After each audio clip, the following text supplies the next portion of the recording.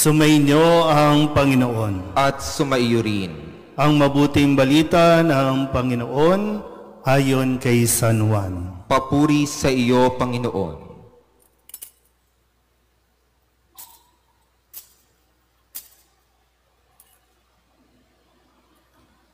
Nang muling napakita si Jesus sa mga alagad niya at nang makakain sila, tinanong ni Jesus si Simon Pedro, "Simon, anak ni Juan, iniibig mo ba ako ng higit kaysa mga ito?"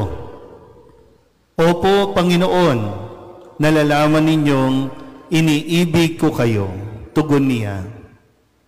Sinabi sa kanya ni Jesus, "Pakanin mo ang aking mga batang tupa."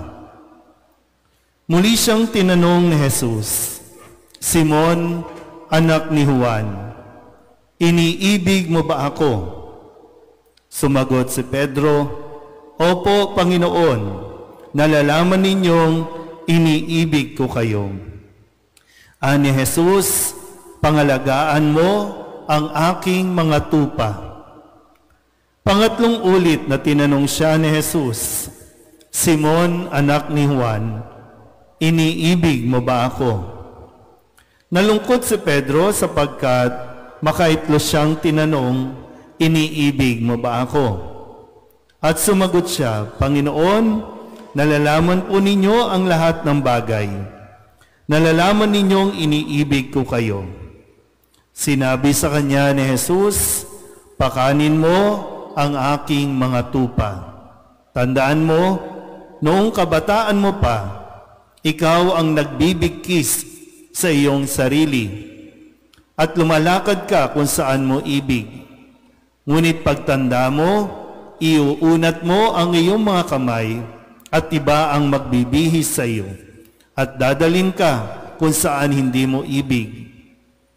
Sinabi niya ito upang ipakilala kung paano mamamatay si Pedro at sa gayoy mapararangalan niya ang Diyos. Pagkatapos, sinabi sa kanya ni Jesus, "Sumunod ka sa akin." Ang mabuting balita ng Panginoon. Pinupuri ka namin, Panginoong Hesukristo. Isang magandang gabi po sa inyong lahat.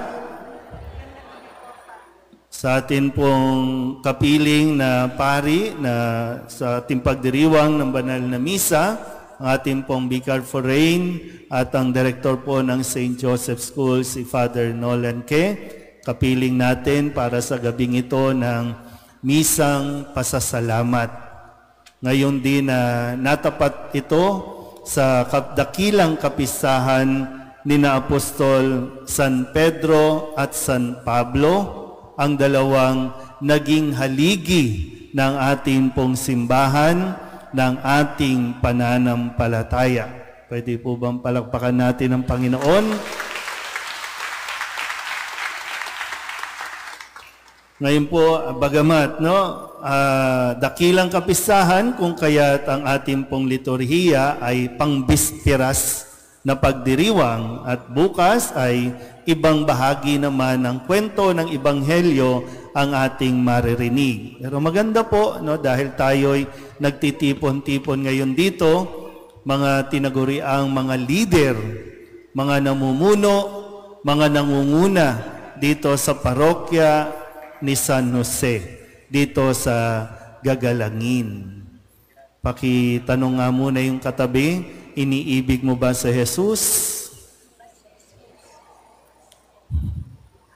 Sir Lopez, iniibig mo ba sa Jesus? Kahit hindi pinalad. Kasi mahalaga po ito, na mapagnilayan natin. At kami, yung mga nandito sa simbahan, ay lubos ang aming pasasalamat sa Diyos sa pamamagitan niyo po. Kayo ang ipinadadala din ng Panginoon para po tuluyang mabuhay ang simbahang ito, tuluyang makapagtaguyod ang simbahang ito, at lalong-lalo na tuluyang maibahagi at maibigay si Kristo sa lahat po ng mga pumupunta dito. Kaya maraming maraming salamat po. Sa ating ebanghelyo, narinig natin ang pinakamahalagang tanong, iniibig mo ba ako? Tanong ni Jesus kay Pedro. At kung titingnan natin, si Pedro ay unang inibig ng Diyos nang walang kapalit. Nang matagpuan ni Jesus si Pedro, isang mangingisda, hindi nakapag-aral, hindi siya matalino, pero ipinaramdam ni Jesus sa kanya ang kanyang pagmamahal. Naintindihan po ba? Si San Pablo naman, sobrang talino, sobrang tapat sa kanyang pananampalataya na kanyang pinaniniwalaan, napakatapang at ang daming galit sa kanyang dibdib. Yung galit na nag-udyok sa kanya para patayin ang mga sumusunod kay Kristo. Sa pangalan ni Kristo, inusig niya, pinatay niya, ipinahuli niya ang ilan sa mga tinatawag na noong Kristiyano, mga tagasunod ni Kristo. Pero nagpakita si Kristo sa kanya at ipinaramdam din ang pagmamahal na ito sa kanya.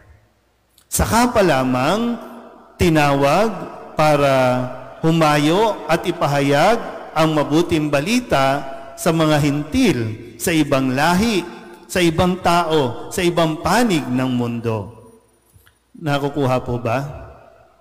Ang Diyos ang unang nagmahal kay San Pedro at kay San Pablo. Ganun din sa atin. Sabihin niyo ngalit sa katabi ninyo, mahal ka ni Jesus. Tandaan niyo po yan, ha? Mahal tayo ni Jesus. Pero ngayon, maganda rin na masagot natin ang tanong, tayo ba? Iniibig ba natin si Jesus? Opo. Madaling magsabi ng opo. Pero may kalakip na responsibilidad, may kalakip na misyon. Kahit nga sa inyo mga mag-asawa, di ba? Nang tanungin ninyo ang minamahal ninyo, lalo na noon kasi ganun talaga ang proseso, no? Lalapit ang lalaki, tatanungin yung babae, iniibig mo ba ako? Hihintayin pa bago sumagot, bago makamtan yung matamis na oo. Ngayon kasi wala nang tanong-tanong, mahal mo ba ako? No, basta ni-like na lang, okay na tayo. Nang hindi naiintindihan yung kalakip na responsibilidad bago ka magsabi ng yes, I love you at bago ka rin sumagot ng yes, I love you. Ngayon sa atin, tayo ng mga lingkod, tinatanong din tayo. No? Kami ng mga pare, patuloy kaming tinatanong. Kasi nga, ang pag-ibig ay araw-araw isang desisyon. Kasi kung pakiramdam lang, nawawala yan. Nag-iiba ang ating pakiramdam. Pero kung ito ay isang desisyon na dapat nauunawaan at naintindihan, kaya nga ngayon, biro mo, makalipas ang ilang taon, ha? Na nakasama ni Jesus itong si Pedro at ang iba pang mga alagad, ngayon lang niya tinanong itong si Pedro, Pedro, mahal mo ba ako? Iniibig mo ba ako? Kung kailan paalis na si Jesus, di ba? Paakyat na siya sa langit, sa tagpong ito. Namatay na, muling nabuhay, patuloy na nagmamahal. Ngayon, Pedro, iniibig mo ba ako? Kasi ipagkakatiwala na ni Jesus ang simbahan na kanyang itinatag. At ang isang katangian na dapat higit sa ano paman na tinataglay ng isang maglilingkod sa simbahan at nawa maging sa lipunan ay kung siya ba ay marunong at handang magmahal. Kasi sabi, kung iniibig mo ko, di pakanin mo yung mga tupa, alagaan mo yung mga tupa, yung mga batang tupa. So hindi lang basta salita na, oh, I love you, oh, okay na, hindi eh.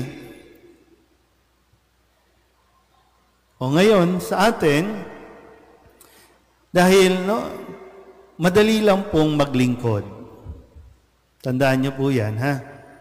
Maraming tao ang kayang-kayang maglingkod, pero walang pagmamahal.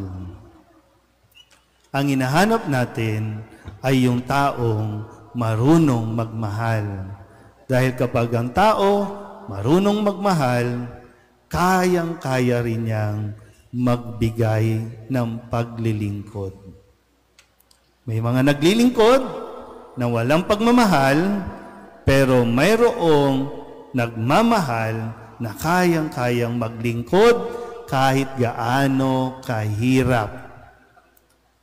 Kasi may immature, may sobrang believe sa sarili, mayroong tumanda na, ang hirap ng gabayan, ang hirap ng turuan.